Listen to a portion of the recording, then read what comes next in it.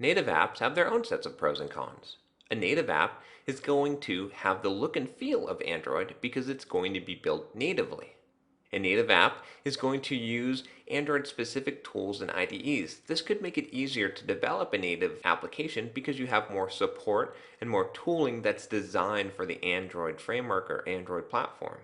Native apps are also going to have a little bit of an easier time accessing the hardware because the APIs and the libraries that are designed for Android are designed for native development. They are going to have a little bit easier access to any hardware on a device. And native apps are usually going to be faster. The problem with a web app, as we said before, is that it's running inside a browser. A native app is running directly on the operating system, and it should be a little bit faster in most cases. Native apps also have some negatives. One real big negative for a native app is that it's only going to work on Android. If you develop a native Android application, you can't run that on your iPhone or you can't run that on any other platform.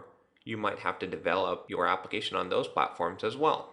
Native applications require you to learn Android development. What I mean by this is that Android has a specific set of libraries and APIs that you use to develop an Android application. We've talked about some of the specifics of Android in some of the previous modules, but you have to learn all that in order to develop an Android application natively. Whereas if you use a web application, you might not need to know too much about the Android platform itself.